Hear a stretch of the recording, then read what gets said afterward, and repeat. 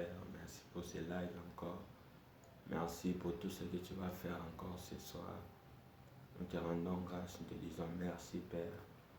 Bénis tous celui qui suivra encore, Yahweh Dieu, cette émission. Laisse que ta grâce, oh Dieu, puisse toucher nos cœurs et que nous puissions être transformés par ta parole. Enseigne-nous, éternel Yahweh Dieu de gloire, par ta parole. Nom puissant de Jésus, Christ, nous prions. Amen. Oui, bien-aimés frères et sœurs, aujourd'hui, je suis là pour vous parler d'un sujet. Aujourd'hui, nous parlons du plan de Dieu. Le plan de Dieu, qu'est-ce que c'est le plan de Dieu? Quel est le plan de Dieu pour ces moments? Nous allons partir dans Jean 14, le verset 2 qui dit, Jésus-Christ au moment où il voulait partir, il dit à ses disciples, il y a plusieurs demeures dans la maison de mon Père. Si cela n'était pas, je vous l'aurais dit. Je vais vous préparer une place, et lorsque je m'en serai allé et que je vous aurai préparé une place, je reviendrai et je vous prendrai avec moi, afin que là où je suis, vous y soyez aussi. Vous savez où je vais et vous n'en savez point les chemins. Que le Seigneur vous bénisse. Déjà au départ, le plan de Dieu, bien-aimés frères et sœurs, c'est que nous puissions être avec lui.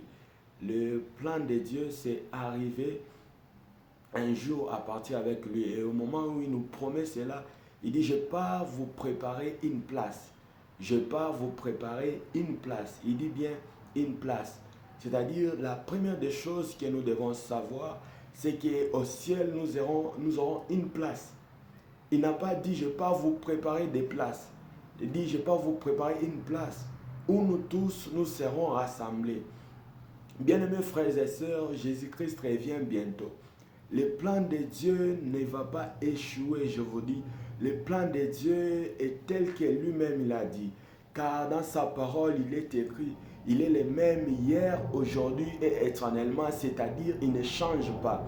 Bien aimé, les hommes peuvent changer, les hommes peuvent se modifier, mais il n'y a qu'une seule personne qui ne change pas, c'est la personne de Jésus-Christ. La Bible déclare de lui que devant lui, il n'y a ni ombre, ni changement, ni ombre de variation. C'est-à-dire Christ est le même hier, aujourd'hui et éternellement, tel qu'il nous l'a promis, qu'il va revenir. Bien aimé, il va revenir. Et il est dit dans le livre de Pierre qu'il y a des moqueurs qui s'élèvent pour dire où est la promesse qui nous a été faite, où est la promesse de dire Jésus-Christ revient bientôt.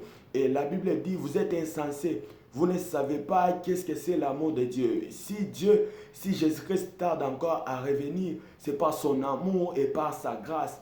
Il ne veut pas que nous tous, nous puissions périr, mais il veut que par sa grâce, que nous puissions revenir à lui, qu'un plus grand nombre soit sauvé. Bien aimé, le plan de Dieu est que le plus grand nombre de disciples, le plus grand nombre de gens soient ajoutés aux disciples. C'est-à-dire nous soyons encore plus nombreux.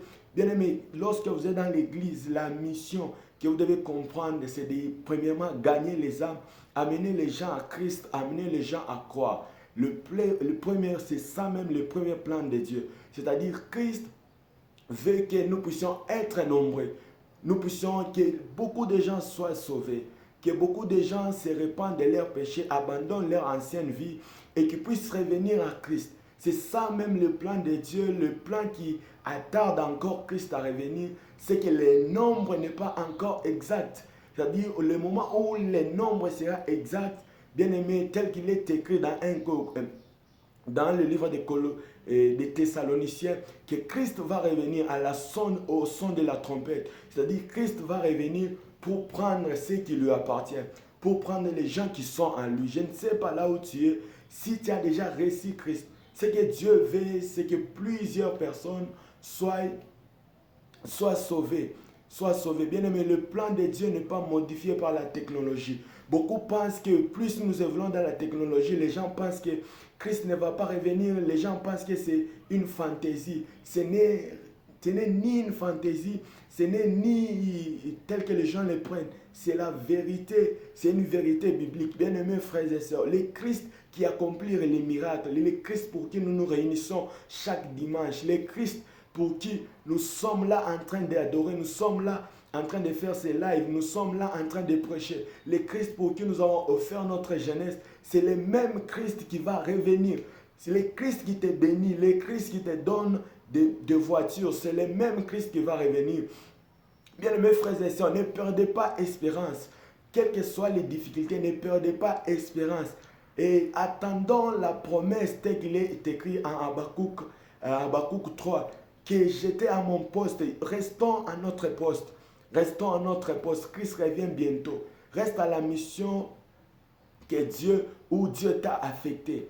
Où est-ce que Dieu t'a affecté, bien-aimé? Continue à servir Dieu avec bravoure, avec courage. Aie de l'amour pour Christ. Aie de l'amour pour l'œuvre de Dieu. Continue encore à travailler plus car Christ revient bientôt. Tel que ce soit la technologie, parce que beaucoup commencent à s'imaginer, parce que plus la technologie monte, plus les gens qui commencent à penser que c'est impossible, que les ciels puissent s'ouvrir, qu'un son puisse être entendu de partout dans le monde. Les gens ne savent plus où se fier. Les gens commencent à perdre espérance. Et la cause du manque d'espérance, c'est ceci: les gens n'ont pas assurance que si Christ revenait aujourd'hui, ils seront sauvés. Alors plusieurs n'arrivent pas à croire. Plusieurs n'arrivent pas à avoir cette espérance. Plusieurs ont peur de la venue de Jésus. Pourquoi? Parce qu'ils savent l'état dans lequel ils vivent. Bien-aimés frères et sœurs, la plus grande chose qui doit t'enlever la peur, c'est l'avenir de Jésus.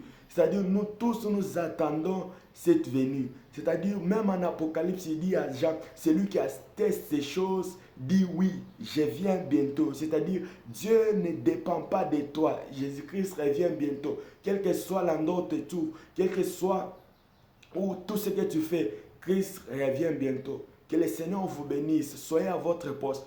Jésus-Christ revient bientôt. Le seul message.